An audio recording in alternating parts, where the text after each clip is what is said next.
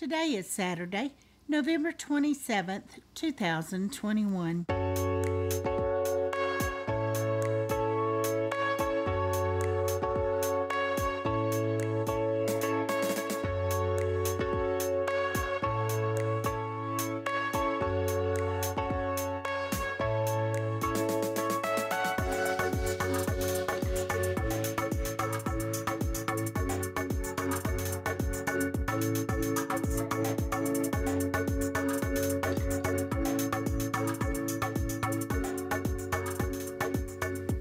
Welcome to the Survivor Fans Podcast. I'm Joanne. And I'm Stacy. And this is the listener feedback show for Survivor 41, Week 10. A big holiday weekend here in the States. Yes, and we had 21 people. And we still had 21 Yay. people who snuck away and found some time. That's right. Not all audio, not as much audio as we're used to, but that's why having the ability to send the emails is great, because you can do that really quick and not be away from family and friends that and long. Not disturb other people. There you go. And not need a quiet place. Yeah, exactly. That's most like important. It. Yeah. All right. Is there anything that we need to cover before we get going? I just thought of one thing when I said that. Okay. The interviews are scheduled to be out, the way I understand it, on Monday. So we hadn't had, and that's probably when they'll do the Ponderosa video. Yeah, there's no Ponderosa out. There's something Jeff posted, a video about the challenge, but it wasn't much of anything. Yeah, so Monday, that's what we might have some more clues as to what this twist is that's coming, or we may not. Yeah, get any at all, and get some insights into what was going on with Shan. I'm curious how much, if at all, the MS ended up impacting her, because we didn't end up talking about it. I totally forgot about it. Yeah, we didn't end up talking about it because there wasn't anything going on. But I wonder if that's why she almost had an energy dip, it seemed like, after the merge. So I'm curious. I'll be reading and watching, listening to see if that might have had more of an impact than we thought. Hopefully not, but I certainly hope it didn't. Yeah. That would be awful. Yeah, definitely. I mean, we didn't see any indication there was anything bad, although sometimes it'll hit them hard after they're done sometimes too. Yeah. Okay. Anything else we need to say? Well, let's go see what Pete has to say. Hey, Joanne and Stacy. This is Pete from Boston calling here. I'm going to say this. Yes, baby. Yes, baby. So I'm going to let out a great big woo! Bam, wham, wham. Now you sing with me, guys. Here we go. Na, na, na, na. Na, na, na, na. Hey, hey, hey. Goodbye. That's what you get, Shan. I had a feeling it was going to happen, and it took 10 episodes, I think we're at now, and she's finally out the door, or in this case, torch being snuffed by Mr. Probst and heading to Ponderosa. Gotta check that out to see what the greeting is with Evie, Tiff, and Nazir. Wow. Finally, someone made a move. And Stacy, you were saying, can someone work with the guys on the bottom? And it happened. And of all people, it was her number one ally, Ricard. But she kind of did it herself in targeting Ricard, too. You know, or really that was Danny. That was Danny, Deshawn, and Liliana. But Shan was a part of that, though. And I give Ricard all the credit in the world. His back was to the wall. He didn't panic. He won the challenge when he needed to. He had another endurance challenge. I'm getting kind of sick of those. That was a good one, though. And not only did he win, and man, did he make it happen. Guns blazing is what he did. Working with, he got Deshawn to Flippy and Danny. He got Xander with him, and Erica, and even Cuckoo Heather. What a job. Hats off to Ricard. And I wasn't a big fan in the beginning, and I'm somewhat still not, but honestly right now, unless something crazy happens, well, which it still might, he would be my pick right now to win. I mean, I don't know, Danny Deshawn, I don't know. I do like Erica. She's a wild card. And I'm thinking what you said, Stacy, last week. I don't know what I was thinking about Heather being Tina Wesson. No way. She's now the new GOAT with Shan being gone right now. No one sees Heather as a threat. But this was a delicious episode, guys. I love it. But really, I would pick Ricard. I don't know if everyone agrees. He's taking the game to another level now. And real quick, the season might not be as hyped up because no one's played their idols. Nazir was voted with an idol. Now Shan was. Just Xander's idol is left. So the twist wasn't much, but the gameplay is awesome. I love it, guys. And let's see, are there going to be any other idols hidden, or is that it? Looking forward to it, guys. Happy Thanksgiving. Woo! Whoa, thanks, Pete. Well, Yeah. so far, nothing good has happened to anybody who had one, so... Well, and it hasn't delivered, really. Well, it's kind of delivered for Xander. It's kept them from voting him out or targeting him. Yeah, They, that's fair. You're right. They keep trying to encourage him to play it, but That's more you can only do that so many times before he knows what you're doing. So Yeah, I guess it certainly has functioned as a threat, as a countermeasure. It's like, that isn't as exciting, play but it, yeah. and you could go home.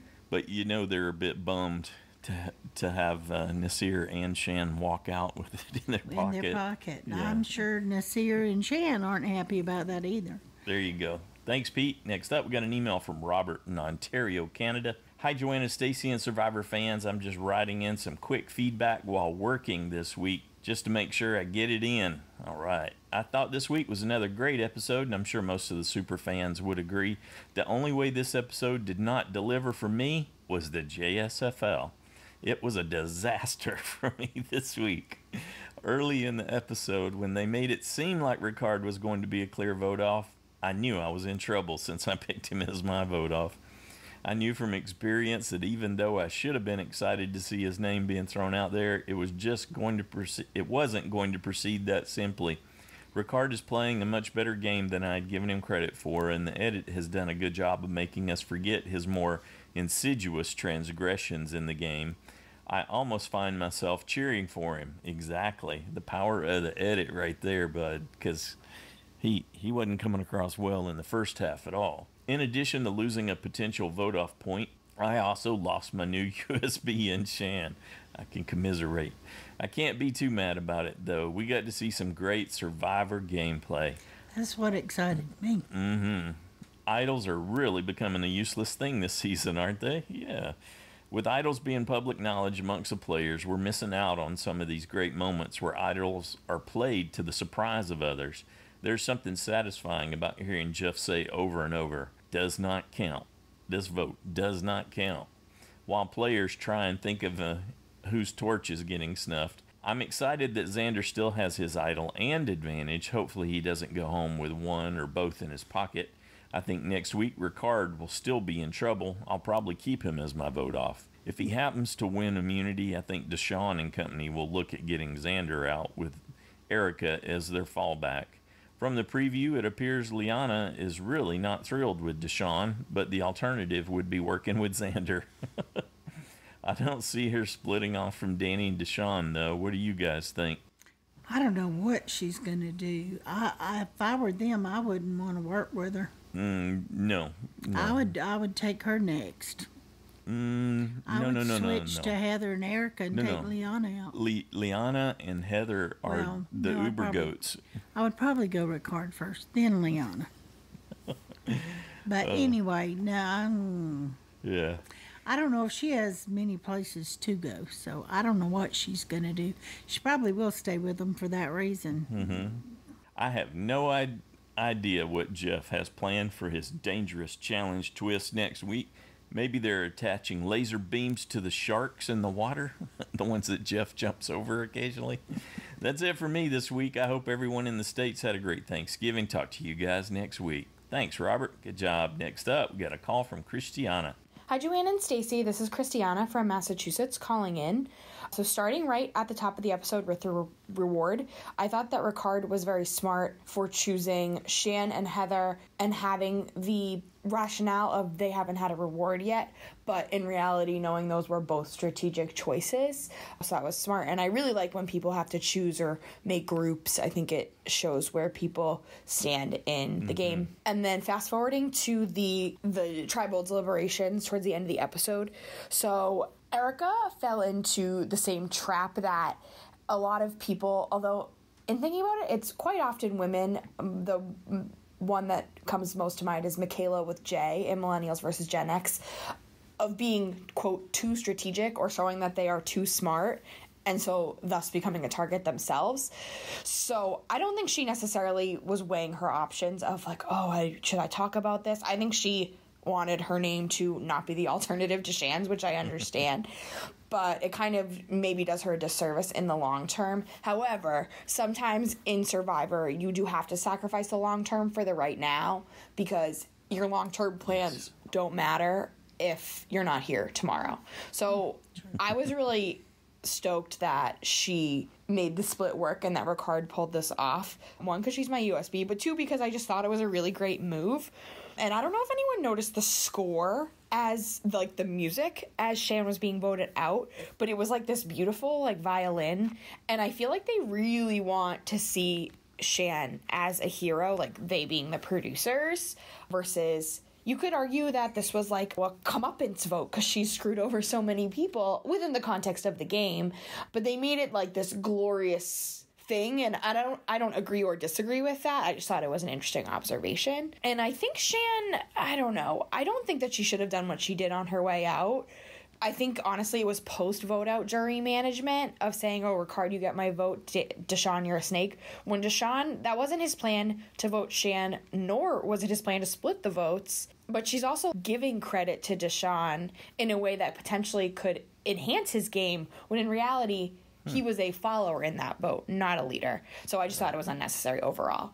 Finally, I just wanted to make a note and thank you both for the excellent job that you do in the recaps and in the listener feedback shows.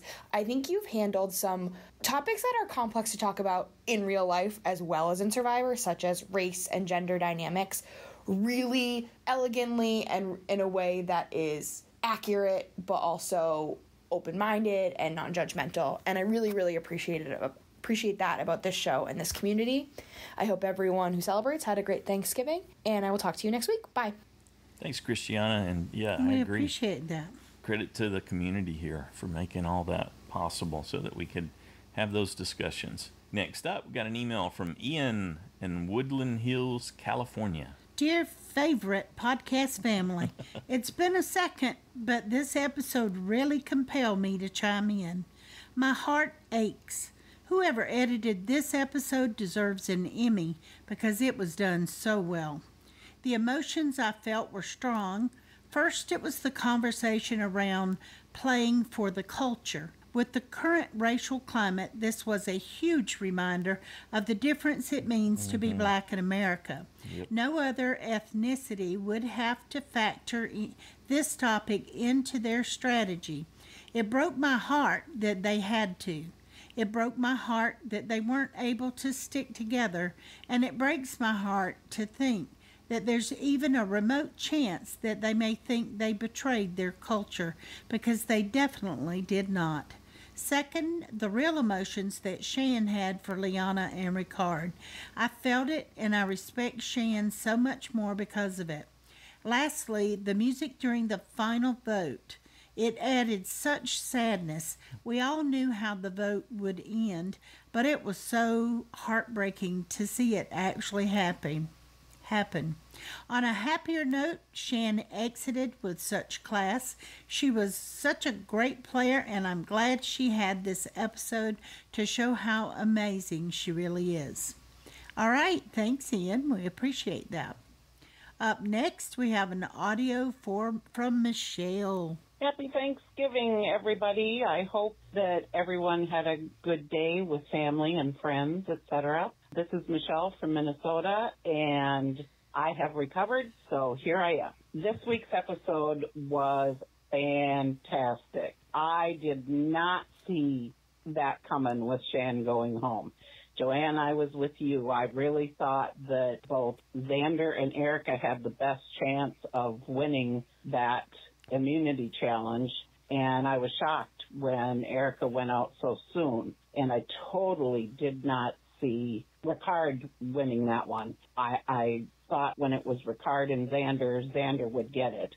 going back even before that, when Ricard won the reward challenge, I was happy to see him pick Xander as one of the people that got to go eat with him. That kind of changed my mind about him a little bit. Let's not go crazy. I still don't like him. I still can't wait for him to go home because I don't want him to win the game. But that was really nice. It was a very redeeming, showed some redeeming qualities. Right down the line when you and Stacy went over the episode, everything you said, I was right on. That's exactly how I had been thinking. So I was totally surprised to see Ricard win the immunity challenge, and really shocked when he was the one that suggested to vote out Shan. That really threw me. I knew it was going to happen eventually. Either him or Shan would have to vote each other out, but I didn't see it coming this soon. So good for him. He made the first strike before she could suspect anything. And so she went home with a immunity idol in her pocket. It was a fantastic episode, and I can't wait to see what happens next week. I suspect it's going to be either Deshawn or Ricard that goes home. If Ricard wins immunity again, I can see Deshawn going home. If it's anybody else, I can see Ricard going home because I don't think they're going to keep him around. So we shall see. I hope everybody had a great week and enjoyed the episode as much as I did. And we'll talk to you all next week. Bye. Excellent. Thanks, Michelle. Next up, we got an email from Laura in Virginia. Dear Joanne and Stacy, I am very glad that Shan is gone. Didn't see it coming, but still happy that she's gone. Something about Mafia Pastor and her own evil theme song really annoyed me. I will admit, though, that Shan leaving was a little sad. But then again, I might have been influenced by the sad music that they had for her exit. Again, a reference to that. I don't know. We didn't pick up on it as much. We right? were all caught up in being excited that a big move was being made. Yeah. I do kind of remember registering it, but I was too excited for the big move. The fact that it connected with so many people. Yeah. A few items that I was thinking about from this episode and the preview: Shan humming her theme song during the reward, and Heather asking her what she was humming. Very cool way to say somewhat close out her arc and her theme song. Yeah, that was well done. The preview for next week, Xander said, "This is too good to be true." Now, Xander's my favorite aside from Danny, but I think he's the next to go. When he said that, it seemed like he's being set up to be the next to go. Please tell me that I'm wrong with that interpretation. I don't know. It was plenty vague, so you keep hope alive there. The twist, have you heard of the do or die twist? It's apparently something that's being discussed in the Survivor Reddit. How it works is that people will be able to opt out of the challenge since Jeff will tell them the stakes. But if they stay for the challenge and are the first person to leave the challenge, that person will have to play a coin flip. If it's heads, they are safe, but if it's tails, they're automatically eliminated from the game, and there's no possibility that an idol can be played to save themselves. They are out for good. I don't put much stock in rumors and what's posted online unless I can verify the source, but then again, the episode name is Do or Die. Well, I think the person who came up with that convoluted scheme took that into consideration. That might be an explanation for that. Possible. I've heard from another podcast that this twist may be the reason why Heather is not prominent this season, but there's a whole lot of other reasons why she's not. So if production didn't give her enough screen time, people might not care too much and not get upset from the twist if she is lost because of it. Well, if you've been reading the Survivor subreddit, you would know that there are some extreme Heather fans that have been predicting her win and celebrating every second of airtime that she gets. So I would not even know how to go there. And yet you were watching funny videos on there with me yesterday. You just didn't know it. I didn't know that's where you were. Contagious laughter. You just came in and said, "Here, watch this." One last thing. Remember that advantage that Xander didn't find? I wonder now if that advantage from that twist is somewhat related to this twist, such as being able to do that challenge and not suffering from the consequences of the do or die twist. Anyway, thoughts on this twist? Many thanks for all that you do. Thanks, Laura. I hope that's not it, because I hate that. Yeah, I those would hate that a lot. usually they're not overly complex. So I'd say that gives you some hope that none of those that you had read about I'm just will going to come to effect. just going to say I hope that's not true, and I'm not going to think much more about it. You don't have to think about the last one any since you didn't see it unless Probst is going to break the fourth wall and tell us that's what it would have been. Yeah. So, yeah, I don't think they would make that kind of an investment, really. I wouldn't take those for that odds. Would limited you? payoff. Would you personally take those Take odds? the coin flip? Yeah. No, I'd have to see how No. I did. No way, especially And if Heather's I didn't actually think done. I was next up. Heather's actually done reasonably well in some of these individual challenges. Yeah, she that's wasn't true. the first, so yeah. That is true. That might be the biggest thing to dissuade you from I don't those know. alternate Heather might have theories. done better than Danny in some of those. Yeah. So Yeah.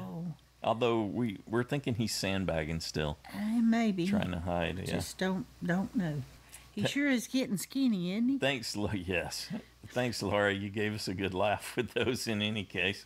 Next up, we got a call from Rashmi. Hello, Joanne and Stacy and all my survivor friends. This last episode was just so good. It was classic Survivor and I thoroughly enjoyed it.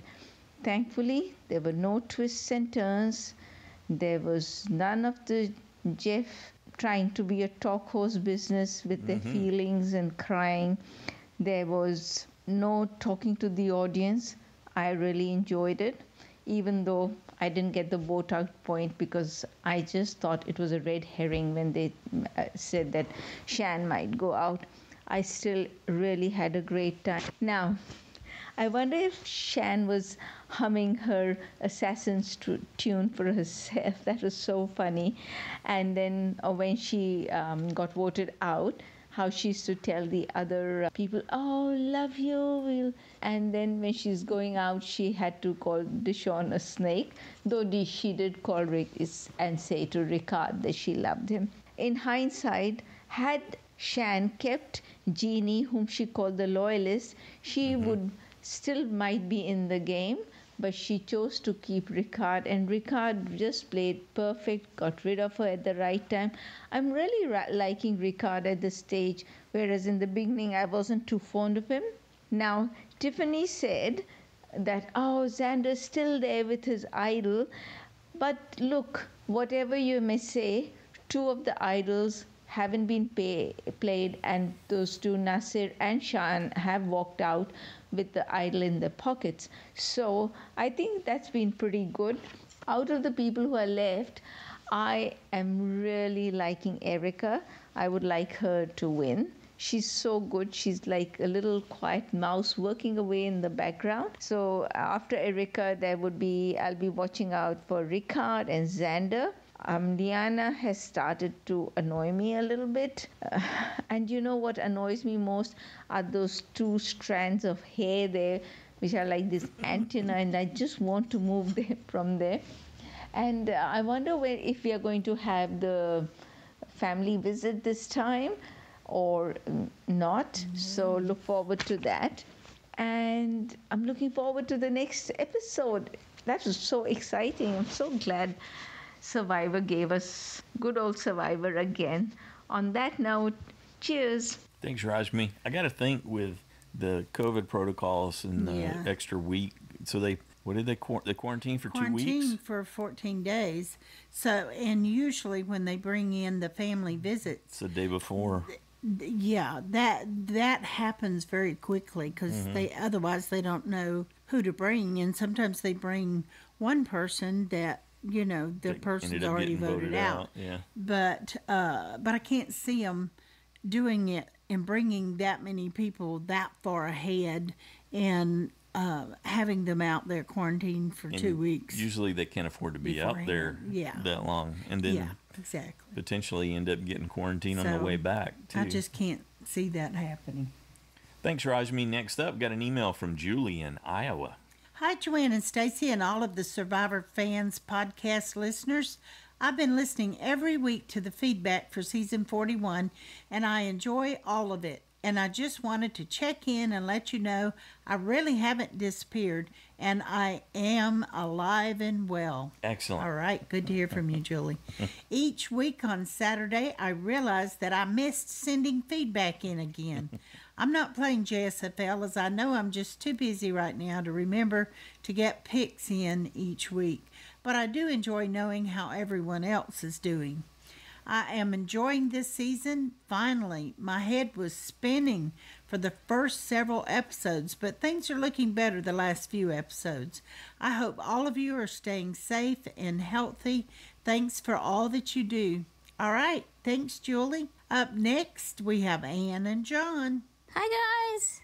I'm John. I'm Ann. Happy Thanksgiving for the people who celebrate it, and have a great week for the people who are doing something else. We really liked the episode tonight. It was pretty exciting. I wasn't sure who was getting voted out. What did you think of the challenges? It was better than last time when they were just standing still like, I am standing still up high on a block. It's so boring. Yeah, and there were 2 challenges this time, too. That was also pretty cool. I really liked it. I thought it was more interesting. Yeah, me too. Do you think that Xander was maybe throwing the reward challenge? Because it sure looked like it to me. It seemed like he just stopped trying after a while. And, maybe he didn't want to have to be the one to pick who goes on the reward with him, because that does sometimes upset people. So, did you think that he was going to play his idol? Yeah, and crazy how nobody's played their idol yet. Agreed. I would have played it so many times over. I know, me too. I'd much rather play it early and then find it again. Everybody should just play their idol since they only have like 1 or 2 more immunity challenge voting out times before they can't use it anymore. Yeah, plus there's so many twists. You should use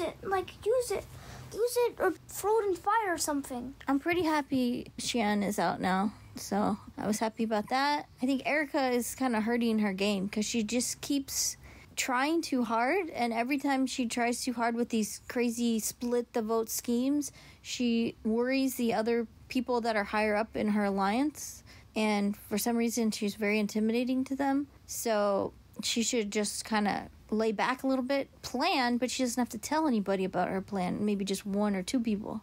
So Heather's turning out to be real lucky now. She lasted long enough for the alliance to start cannibalizing itself, and so she's probably in a pretty good spot now, and probably people would want to take her to the end because they could definitely win against her. So I don't know, but at least exciting stuff is happening now. It was so boring and predictable before. Yeah, I know. When the merge feast happened, part 1, or was it 2? I believe it was part 1.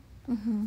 It was so boring, but I'm glad it's exciting her. Yeah, we're enjoying it. John's person that he picked, Deshaun, is still in it, so that's something. Yeah. Any other thoughts, John? I don't think so. Okay, well, everybody enjoy your holiday, and Happy Thanksgiving! Happy Thanksgiving! Tomorrow! Yeah, it's tomorrow. We're sending it in feedback right away because we didn't want to forget. Bye! Bye! All right. Thanks, Ann. Thanks, John. Good job. You were definitely the first ones in. Mm-hmm. Next up, we got an email from Brian Heidik Save Us. Greetings and salutations, Survivor fans. To everyone celebrating Thanksgiving this year, I hope you enjoyed it.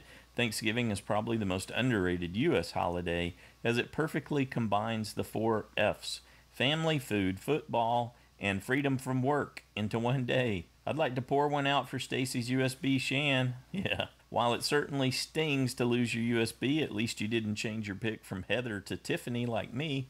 Wait, didn't you have Erica originally? I did. That one's going to come back to bite me the way things are tracking right now.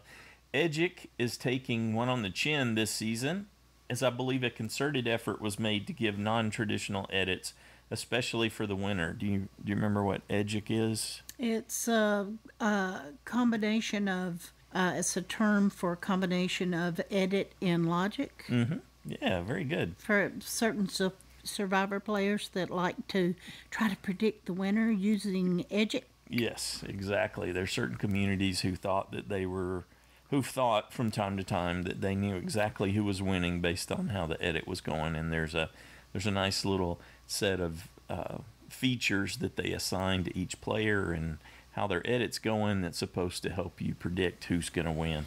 Full disclosure, had no clue till I looked it up. Oh. Okay, I thought you remembered because that we've discussed it in past seasons. Never heard it before. And You know how I am. Yeah. Never heard it. Never heard the word. Never happened. Never heard happened. it. If it's more than 2 weeks more ago. than 2 weeks. Never happened. Don't remember it. Okay. That's why I think we're going to see a Chris Underwood, Natalie White type winner. My money's on Erica, as we have seen both Evie and Shan make references to how past juries have perceived women at Final Tribal. I hope I'm wrong, but I'm predicting a heavy dose of politics and gender studies in the final episode. I lost track of the amount of people crying in this episode, but it certainly has to rank in the top 10 of that category. I don't know, Gabby in that one season, she really took the award for that.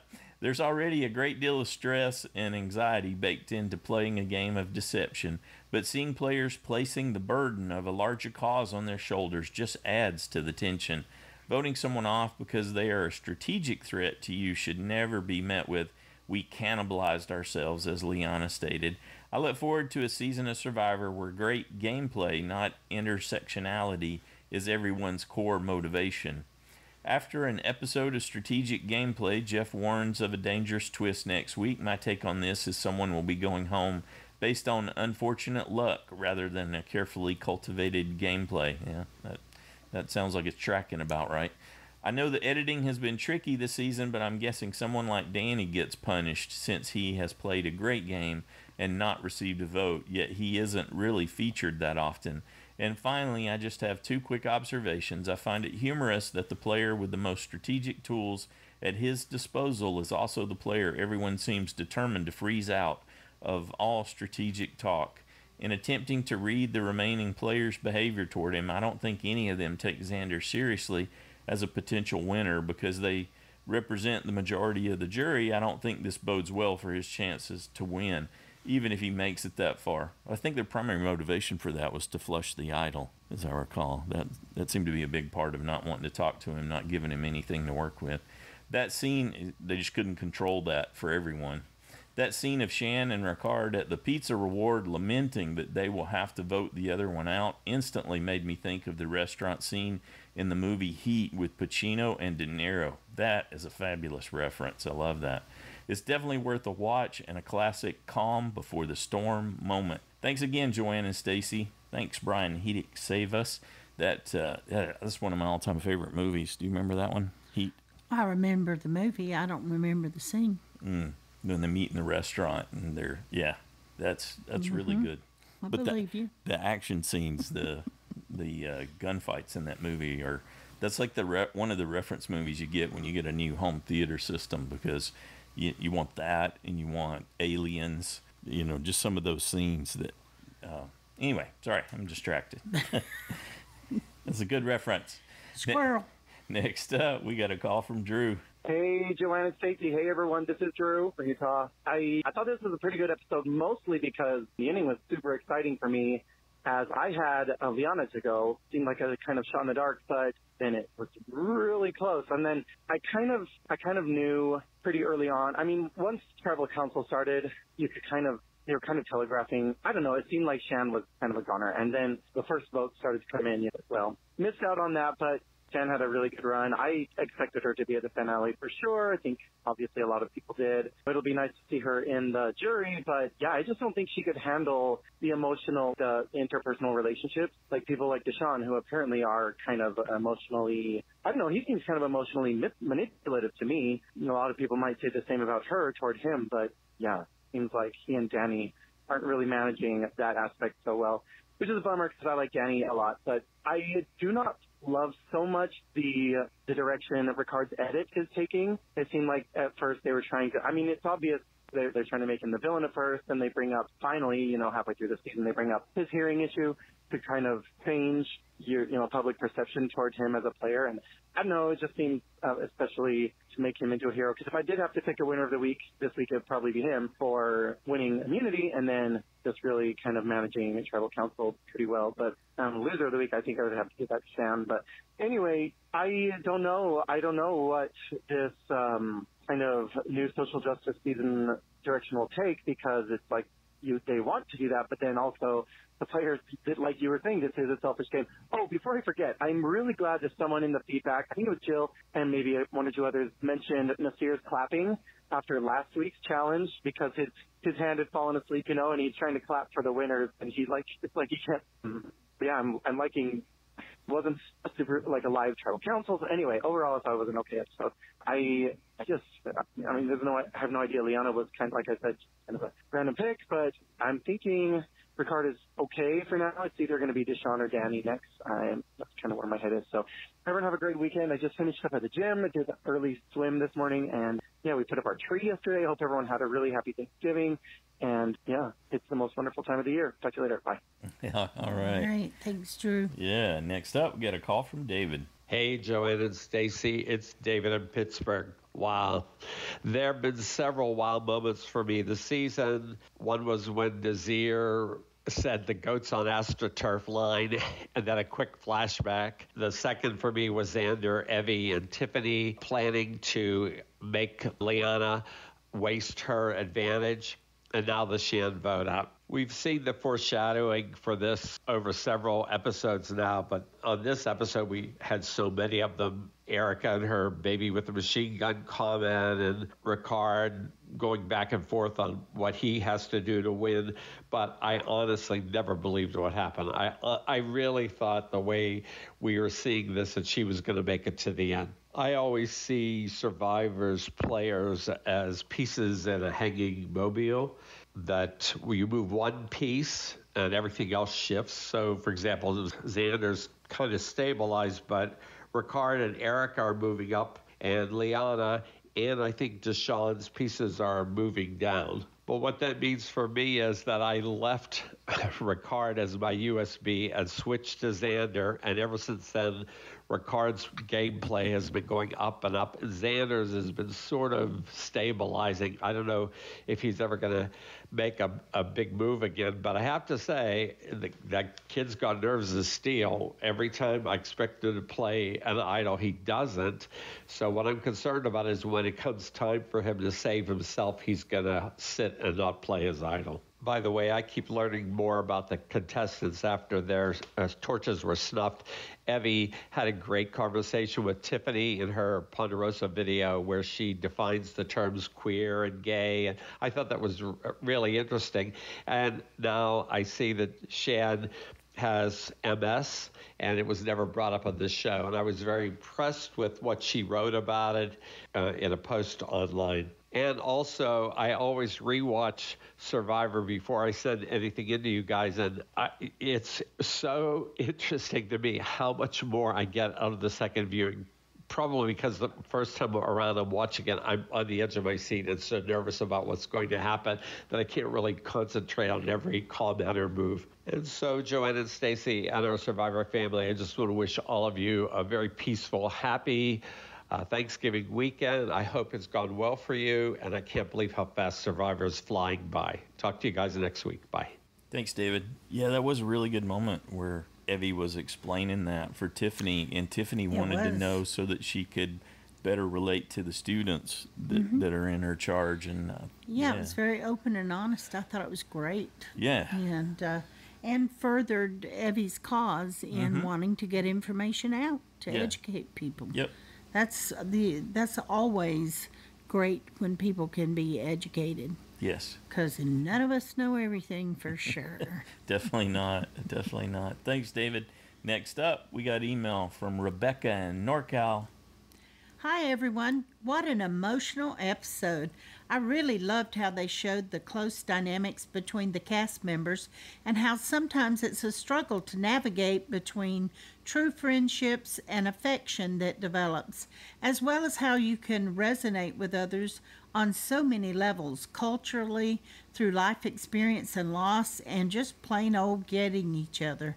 But it is a game, and in the end, you are there to win. I appreciated seeing how hard it can be when it's time to vote out someone that you have become close to. And in the case of Chantel, all the alliances in the world, and she defiantly had the most and seemingly rock-solid alliances, they are not going to save you if you're playing too hard or too aggressively. I was truly sad to see her voted off. I think she was a production favorite, and that's why she had such a huge edit. Now, we are left with some real players who all have a shot at going into the finals. Some, like Ricard and Deshawn and Xander, and hopefully my USB Danny, poised to win it all, and some as super goats. I'm looking at you, Heather and Liana. Did anyone else think it was hilarious when Danny and Deshawn asked Liana if she knew who they were thinking of taking out next, and she named every cast member before saying, "Oh, Ricard?" She's just completely out of step with them, yeah. I half expected her to keep naming other names.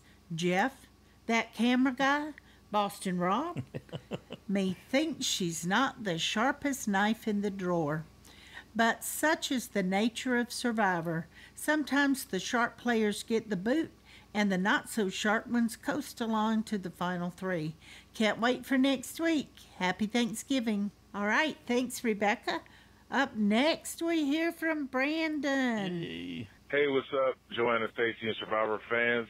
This is Brandon from Cleveland, and I just wanted to give a update on my thoughts on the season. I know I haven't really called in for feedback this season. I'm still behind as far as the podcast goes. I think I'm about 2.5 weeks behind, so I'm on whichever episode was 2 weeks ago, that feedback show. So, but I plan on still listening to every single podcast because the content that you guys have been creating this year has been stellar. So much great feedback. The recaps have been fun as always, and so I plan on listening to every minute that you guys put out, but I've just been behind, and that's part of the reason I haven't put in feedback besides just being busy. This Thanksgiving morning, I just want to say that last night's episode was an all-time great episode of Survivor for me. I felt it in so many ways. It was very emotional for me watching how everything played out. And that was a big difference from the Erica getting sent to exile or whatever island that was or whatever, where she got the non-vote out episode, which was an all-time worst episode to me. I hated that episode. That episode was trash. It was garbage. But I don't generally like sending in feedback that's too nasty, so I abstained from sending in feedback that episode. But anyway, going back to this one made up for it for me. I loved it so much. I just felt so many things. I related so much to a lot of what Deshawn and Shan was talking about, and I thought it put an extra layer on the conversation that has kind of been had within these past couple seasons of this season of Survivor and Big Brother this year with the cookout. There's so much to say that I can't even really put it into words and get it all out, especially being under this 3-minute time crunch. I don't want to start rambling, but I just felt it, and I just said there's so many reasons for me to root for everybody else that's still playing. Like, I have a reason to root for each and every single person, and I had a reason to root for Shan too. And I had reasons that I wanted her to get voted out, but I had reasons I wanted her to stay. And this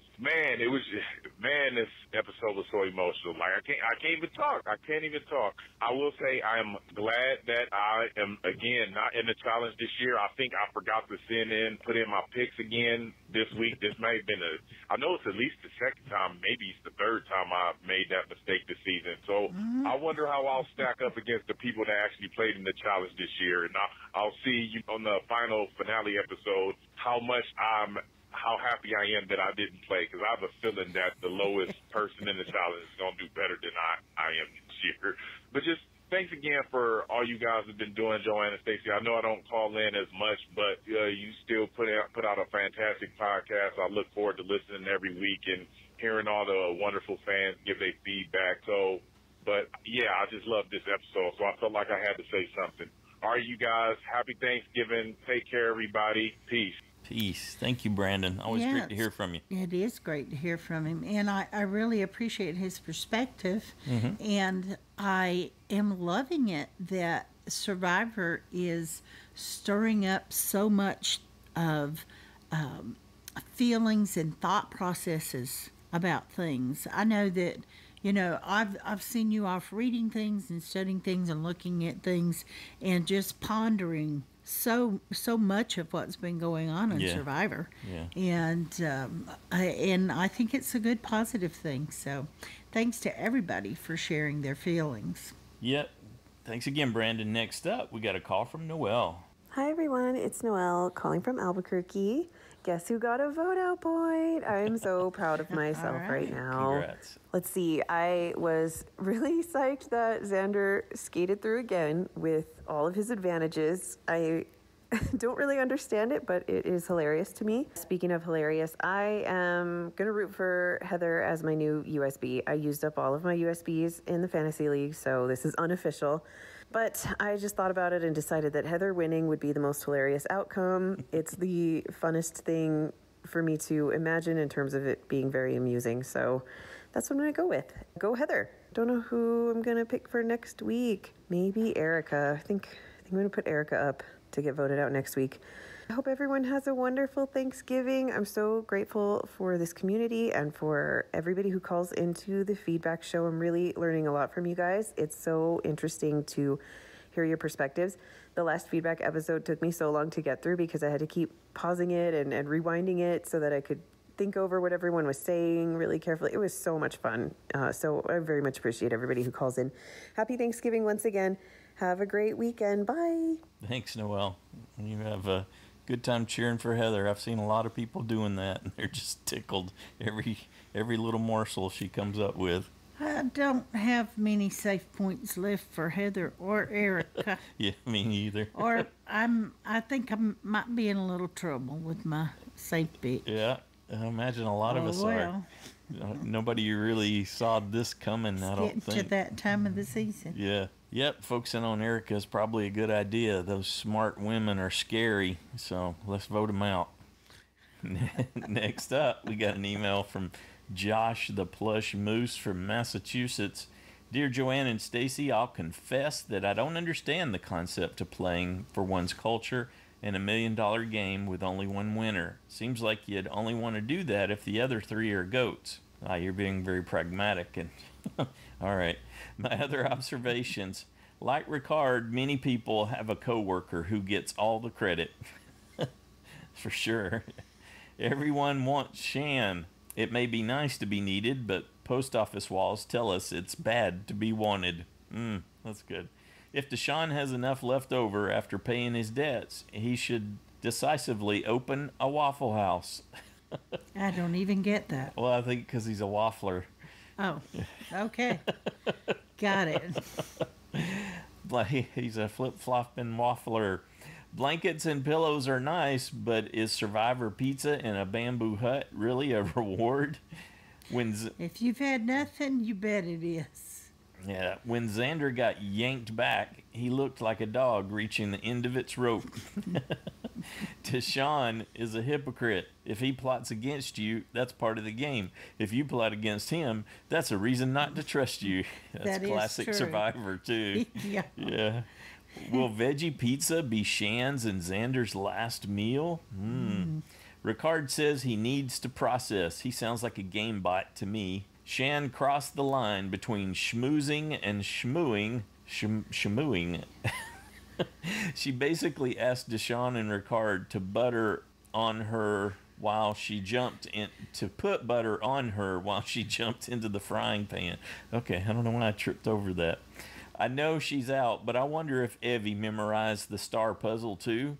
She actually said in her interviews that she had done, I want to say 4 or 5 different ones she practiced the day before she went out. And the one that she had solidly memorized was that one that she solved in seconds. But she was definitely working on a multitude of them. I have to be honest, I'm not going to miss Shan's off-key humming. Jeff's a funny guy, loudly telling people not to get distracted during a challenge. Yeah. That's actually his point, I think. Giving thanks, Shan was thankful Ricard was safe. Ricard was thankful he could blindside Shan. Wallflower Erica showed some game. Was Shan right about her being a threat? If I tried that obstacle course, I'd end up hanging upside down by one ankle. We've seen that happen before, too. Shan told Liana, don't trust anybody. Will Liana go Austin 316 on her alliance? He's always working in those wrestling references. Mastermind Heather is okay with not making big decisions right now. Okay. Shan's parting words put targets on both Deshawn and Ricard. Yeah, it did. Like Survivor, a waterspout can suck you up, spin you around, and toss you out. At Tribal Council, Pastor Shan was excommunicated by the tribe. Next, alliances fray and Jeff reveals a dangerous twist. Will the immunity challenge involve walking a tightrope over an active volcano? Anyway, that's it for me for now. Thanks, Joanne and Stacy, for all you do. Can't wait to hear what the other fans have to say. Stay safe, everybody. Thanks, Josh. I guess that's about as good a guess as any. Yeah. Since we have no clue. Next up, we got a call from Jade-n-Christine. Hi, Joanne and Stacy and Survivor fans. This is Jade. And Christine. From Hawaii. Aloha. Wow, this is a really big episode, Jade. And we can say for sure this is 100% Ricard's episode. Yes. Big blindside of Chan. And he actually won both challenges. Yeah, I'd forgotten about that. Yeah, both the immunity and the reward challenge. He flipped the vote when it was coming his way, and he has ice in his veins, and I'm just all respect for that. Love it. Yeah. Yeah, and I love how he said, "Love you" to Shan. Oh, yes. He whispered to Shan, "Love you." Love you. Love you, Shan. Love it. Yeah, and Erica helped him out. My USB helped him out a little bit. She made some moves. She got everyone to split the vote, right? And I just want to give her credit. I don't think she can win at this point. But I'm glad I stuck with her because I just enjoy cheering for her. It makes it more enjoyable for me to watch, so why not? Yeah, the little lion, Erica. Yes. Can I talk about how annoyed I was, though, with Shan? Yes. Humming her song. And it just felt so staged. It was like, did the producers take her assignment? You need to get that song in there, Shan. It's part of your brand. We haven't heard it in a while. So we could hear the collective eye roll from the Survivor fans out there. I was not about that. Yeah, how's Danny doing? My USB is actually about 5 steps behind, I think. All the way, he's so confused and a little bit clueless, but I think he's calm though, and he seems to be flying under the radar. And I think it's because he's doing so badly in the challenges. Nobody's threatened by him at all. Yeah, it's true. It is kind of sad that the Liana, Shan, Deshawn, Danny foursome didn't work out, but and I was moved when they were talking about doing it for the culture, but I also feel like Mom and I were talking earlier about how you can't have really any reason to stick together for Survivor. I mean, you can find whatever you want to for the initial stages. Survivor can be a microcosm of society when you first start out the game, but once you get into these later stages of the game, it's an individual game. At the end, someone wins $1 million. When we're in a society, usually a lot of people want to do things for the collective good. Maybe not always, but most times. But that's just not. That's not true for Survivor, especially post-merge. It's about the individual game. It's about your $1 million. So it's really difficult to hold any kind of alliance. Yeah, I agree. And we have been listening, you guys, but life has been getting in the way. It's been really crazy. We're so glad we had this moment with you guys, though, and I hope that everybody is ready to watch and listen. Absolutely, yeah. We hope you had a wonderful holiday for those who celebrate it, and we're looking forward to next week. See you guys. Bye. Bye. Thanks, Jade. Thanks, Christine. Did you hear those birds in the background? I did. It's so reminiscent of that condo we stayed at. You could always hear them in Maui, huh? And what were those beaches? Was that like K1, K2, K3? Is that? I don't think. It was making. Those weren't the ones that were near us. They were 1, 2, and 3, but I don't remember if it was I can't remember. Why can't I remember? Well, it's been We've too been long. there multiple times, but not in a long time. Yeah, it's been over a decade, I think. I can't even believe that. That's terrible. Yeah.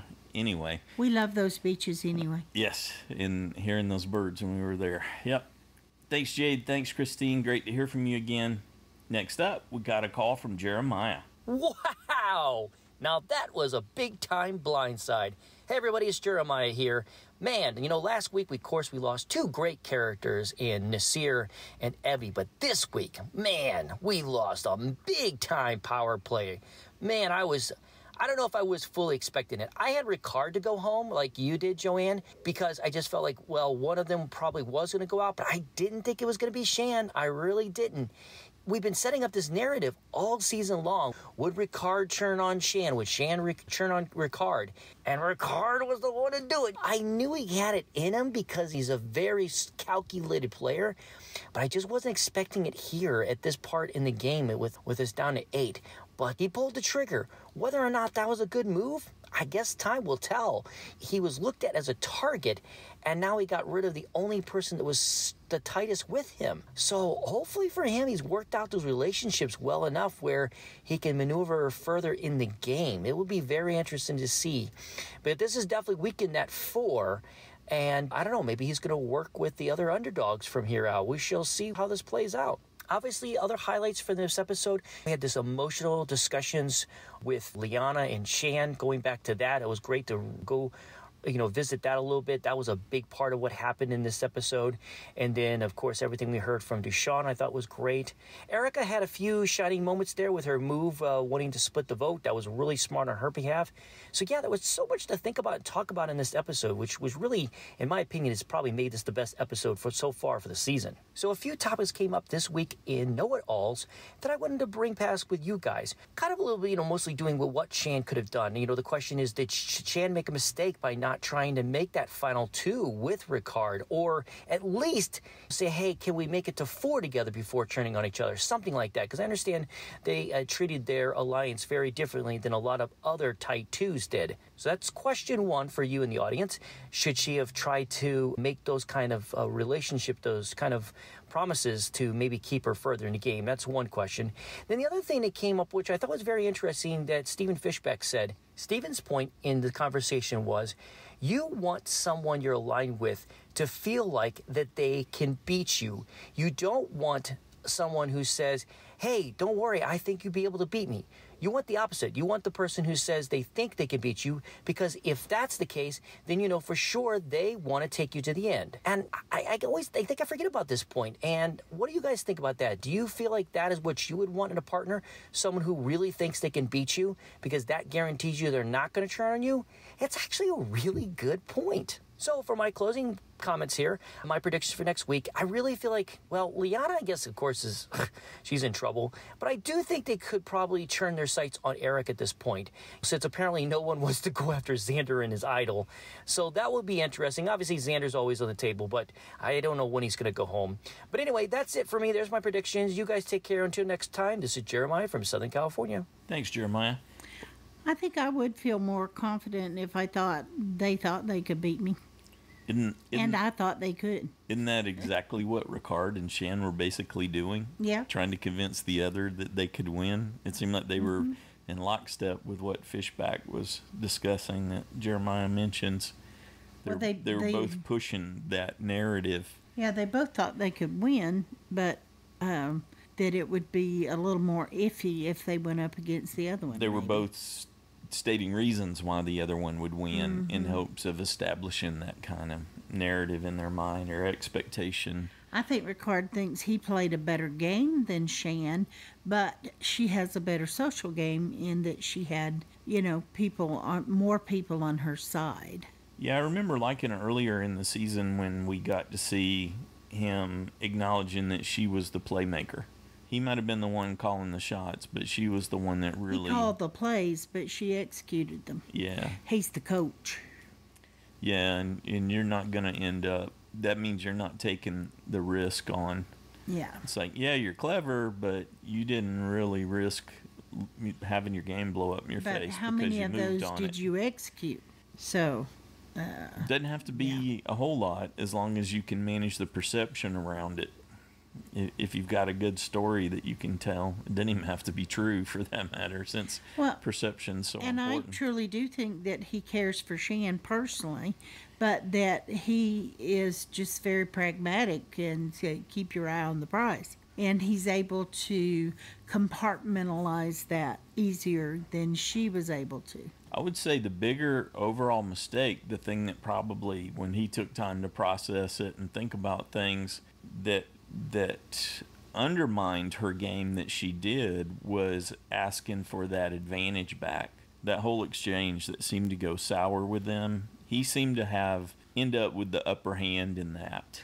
And she lost it a little bit emotionally. But she was adamant she did not give him. He asked her to give him that extra vote again to play against Nasir to execute his move, and she was adamant about, I will play it. And he said for Nasir, and she said, well, there was the bigger pattern for him to look at there and decide, well, yeah, okay, now's the time. Well, it wasn't 17, it's 18. He said that she's a lot of work. She's Yes. high maintenance. Yeah. For me to even get other people maybe to And do that more tax of it. gets higher and higher the further in the game you get. Yes, absolutely. It seems to magnify. It's not linear. Good deal. Thanks, Jeremiah. We appreciate the questions. Next up, we got an email from Nicola in Kentucky. Hello, Survivor family. Sorry this is so late, Stacy. I just couldn't let this episode go by without sending at least something in. Jackson and I watched at a friend's house. Needless to say, it was a bit noisy and distracting, but wow, what an episode. We will watch it again tomorrow. I lost my USB, but that's nothing new. This is why we watch Survivor. What a great episode. They stuck to the plan. Hope everyone who celebrates Thanksgiving had a great day and everyone else had a safe and happy week. Cheers. All right. Thanks, Nicola. Up next, we hear from Jen. Hi, everyone. This is Jen in California. So I think overall I have felt negative towards this season, but this was a great episode. So much happening, so much to think about, so much to talk about. So the first thing that really caught my ear during this episode was when Jeff said casually during a challenge, all those birds chirping and not another sound. I just thought to myself, except you, Jeff. You're making sounds. But I'm reminded of the fact that Jeff loves to talk and try to distract the players during these concentration challenges. So I'll let this one pass. I liked the moment between Shan and Ricard at the reward. I just really thought that it was a very real moment. They're very real with each other. But somebody who is not being real is Leanna. I do not like Leanna's duplicity. She's so wishy-washy. I really don't know what her true motivation is in this game. I don't know who she's really loyal to. She says she wants to be loyal to her group of 4, yet they keep on showing us that she's more than willing to stab them in the back, or at least talk behind their backs and blab plans, which brings me to my next thoughts. I am confused about why Danny and Deshawn turned on Shan. Not the part about not wanting to tell her the plan of blindsiding Ricard. I understand that. He's her biggest ally. But after they learned that Ricard knew about the plan, Danny and Deshawn immediately focused on Shan, who, to their knowledge, did not know the plan. It was Leanna. Leanna was the one who blabbed the plan. She told Shan, and then Shan told Ricard. Yet nobody seemed to be talking about Leanna's betrayal. And that's what I mean when I say it's hard to see where everyone's true loyalties lie, because some of their actions are not making sense, to me at least. And now that I'm thinking about it, that really is what's making the downhill side of this season very fascinating to me. Which finally brings me to Ricard. I liked hearing Ricard make his pitch about getting Shan out. I feel like where Survivor is concerned, he really was thinking outside the box. So often when watching Survivor and thinking about strategy, we want so much to see a player make the big strategic move, the one that was really risky. And this move by Ricard to take out Shan really is everything I have ever dreamed of. So often when a player wants to get another really big threat out, but they know it's going to be a very big challenge to do so, they more often than not take the path of least resistance and go after a lesser threat until they're certain that they can get this big player out. But Ricard didn't do that here. He set Shan in his sights and went all in to blindside her. I mean, it was a perfect combination of timing and the right people working with him. It was just a beautiful thing. It was a great play. And I was excited to sit there and watch it, and very excited that he pulled it off. I really enjoyed this episode for that reason. Anyway, that's it for me. I can't wait to hear everyone else's thoughts. Till next week. Bye. Thanks, Jen. You know, I really felt like when Shan told Ricard the plan to get him out, he lost respect for her. I really felt like that was part of it. He's like, what are you thinking? You had the perfect opportunity to take me out, and you didn't take it. Therefore, he didn't respect her. And he was okay going, I'm not going to make that mistake. Must be her time. Yeah, that's my signal. It's your time. You're not playing smart. Interesting. You're my partner, but you're not playing smart. That's not a smart move. You should have not told me that and voted me out, and you'd have been ahead. But now I'm going to turn that around. I just kind of felt that he lost some respect for that. Yeah.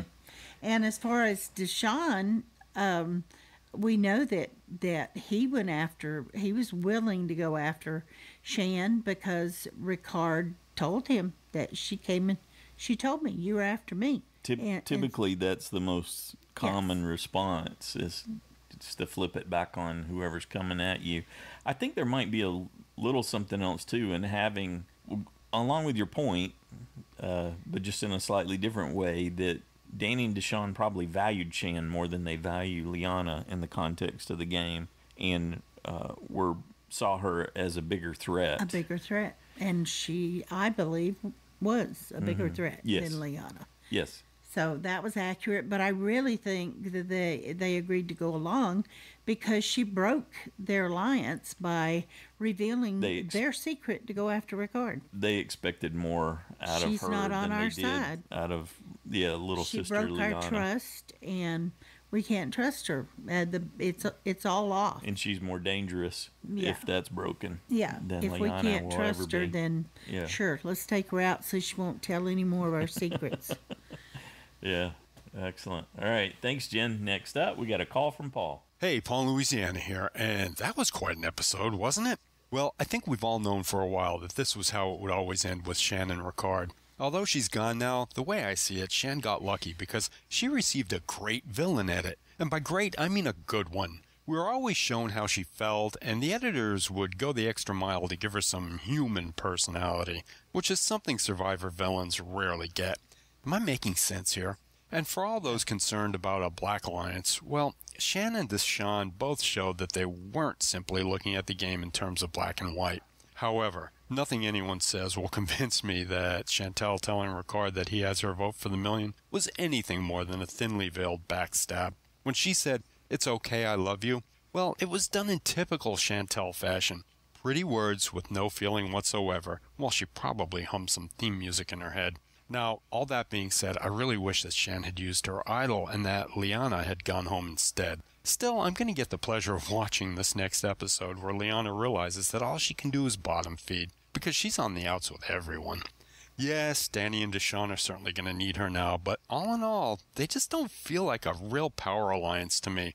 They're more like a duo that reacts and rock and rolls with whatever is happening more than anything else. They're like artificial intelligence that's become self-aware a lot too late. So yeah, my belief that we'd have a female winner this season is certainly dead in the water. Ricard is an incredibly polarizing player, but this week I've come to accept the fact that he's very good at this, and he's already made a name for himself in my mind. When Shan told him that he was the next target, and he calmly took it in and told her to hang on because he needed some time to process it all, wow, I need some of this calm, cool collectiveness to take root in my life.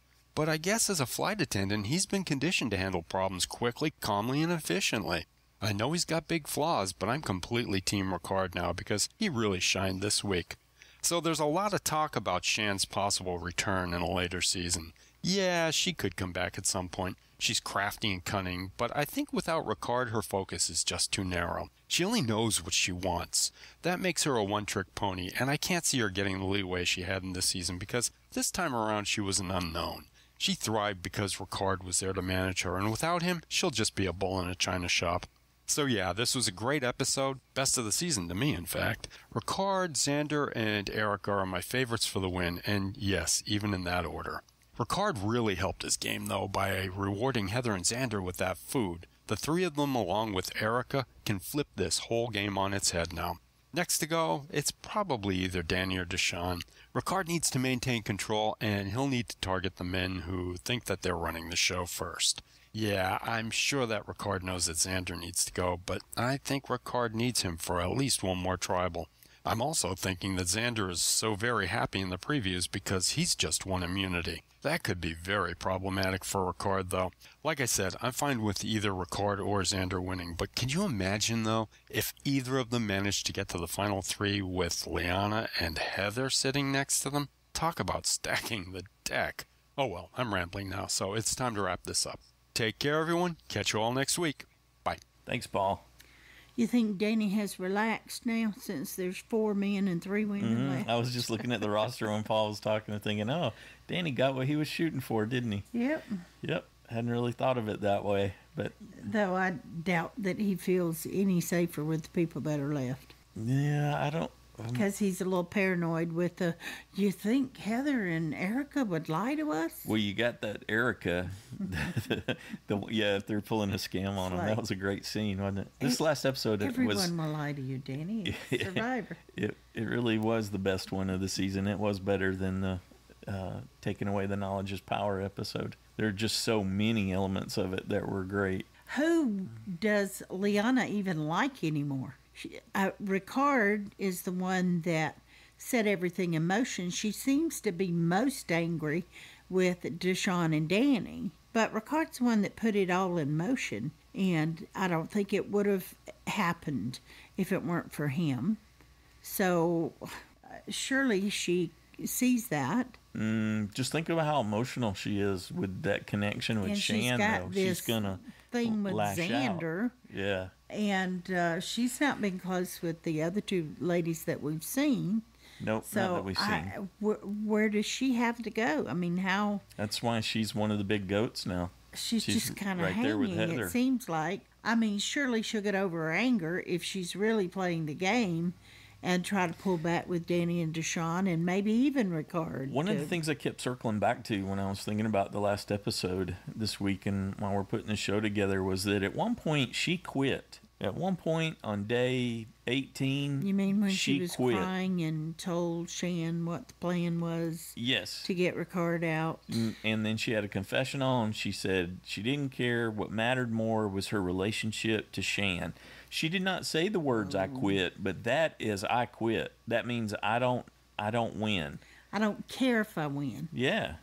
I think she actually said that, didn't she? Maybe. I don't care about this is what's important. And I understand that that's an emotional response, and she may not. We've seen it really before. Feel that way. We've seen people sacrifice their own games where we thought that, at least from what we had gotten in the edit, was it like Chelsea with Kim seemed that way.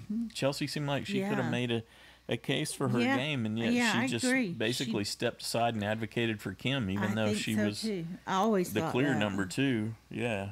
Yeah. And she had seen how it all played out in much more detail than we had, but don't give up on yourself. And she gave up on herself. And to me, that's a quit. That's just like a technical quit. Doing something so that people vote you out or asking to be voted out. Now, she came back around, and sometimes you have to quit before you can figure out the way forward. So maybe that's what was going on. You have to take that pressure off your mind so that it can find the answer, and maybe that's what she was wrestling with. In order to process something, sometimes you have to surrender and just sit in it and feel it, even when it doesn't feel good. Mm-hmm. You know, you need to do that to be able to move beyond it. To me, it seemed like she was overwhelmed, and she was, running on emotion. But obviously, they all knew not to tell her anything. What do you mean? About who the vote was for. Oh, right. They didn't share that with Liana. Right. She voted with Shan. Exactly. Anne was shocked, and she does seem connectionless for sure. Yeah. And now she's just going to be angry. Yeah, I just don't know. She's probably going to go ask Sandra if he'll give her his idol again. Yeah, so I can get revenge. And you should ask for the extra vote while you're at it. One of the things I was thinking about when Paul was going through his feedback was, could you imagine if Shan had played her idol and how that would have went down? when they got back to camp. That would have made it even better to be coming into this next episode if Shan had survived, Liana was gone, and now Shan was going to have to deal with, all the fallout and face Ricard and Danny and Deshawn and find another way forward. That would have been, that would have taken it up. It would have ratcheted it up to another level if that had been the case. Yeah, but Erica and Heather already know she wasn't really fond of them. But I think all of them would be pragmatic enough that they would work with whoever they needed to. Yeah. As long as it's not me. If you'll work with me, we'll do this. Right. Whoever you are. I don't think they're caught up in the long-term alliance or, you're the only one I can trust. Though it does appear that Erica and Heather are pretty close and that Danny and Deshawn have remained very close. Mm-hmm. So, I don't know. They could band together. They got 4. Yeah, for sure. They could reunite Luvu. Yep. Not Absolutely. that they ever fully came apart, but they have come at Erica a couple of times now. And now Danny's spooked again because Erica outfought him. I think it's just that Danny just didn't have any clue. He wasn't working his game that many steps ahead. Well, and the paranoia is setting in. Except when he went, wait a second, are they pulling one on us? You don't think so? That was great. That was just so good. That's why I say it's like, he's so cute. I'm so shocked he's still in the game. Mm-hmm. I expected everyone to target him, right away, but that didn't They're playing happen. Unconventionally, yeah. That's part of what I like about this season is you don't really know because they're playing different Survivor to some degree, and you really, not that we haven't had other people do it in other seasons, but I really don't know who's going to go where from week to week. Mm-hmm. Yeah, will the old Luvu reunite, or will Erica and Heather band together with Ricard and Xander's extra vote, which we want to remember carries through a tie in case they want to work out some kind of split scenario. And this season, we've not had people saying all the time like, oh, that was such an obvious vote out, which it never is for me. But you hadn't been hearing people say that this season. It's like, I'm not sure. That might be your best vote out, and yeah, you have a bigger group of people choosing that one, but I think maybe Tiffany was the one that people were thinking she would go. But anyway, Hadn't had a whole bunch of them where we had over 100 people thinking this is the person really divided going. up this week into big segments, but all about the same. So many people went with, 40 people with this one and 40 with that one. And, it kind of worked out instead of having 80 people place. with this one Right. and 10 with that one. And so it was, I thought that's when it tells you, I don't really know. Mm-hmm. Don't have a clue, just my best guess. Yeah, it's definitely the edit's functioning in a slightly different way this time. I mean, everyone knows I come up with weird scenarios in my head as to why that's going to happen, but they never play out that way. Even if I am That's why right, it doesn't play out the way I when think. you're hearing someone propose an overly complex one, and I do the same thing, then it should always sort of be a flag of, it doesn't really, they don't have time to cook them that long so that it's that convoluted. And plus, when they're changing things on the fly and there's time compression, you can't afford it to be overly complex. Well, and that more than any other season is what's happening in this season, because tribal council's coming much more quickly. Yeah. Than in any other season. Sometimes back to back, sometimes just 2 days in between as we count down to the end here. Since the first episode, they hadn't had a 3-day episode. It's been, a lot of the times it was just 1 day. Yep.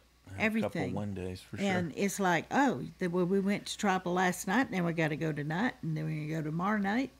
That's quick. So we didn't get because of the holiday here in the States, we didn't get the interviews and we didn't get the Ponderosa video yet, unless it's released while we've been working on this. Yep, you said that at the beginning of the Sunday. show. Yep. I'm going somewhere with this, but there was one extra video out. I go with you. That I encourage you to go watch and see what you thought, because I was a little shocked at it. The extra video. I don't know where you're going with this. And it's Xander gets up and he says, "Hey, Nasir didn't play his idol. Maybe they rehit it. I'm going to go look because my back's against the wall." And then Liana sets out to follow him. Oh, yeah, that video. Yeah. Wow. Yes. A little problematic there. A huge problem for me. Yeah. It takes a funny turn at the end, but it struck me as a bit problematic, especially in light of season 39. But it ends on a humorous note.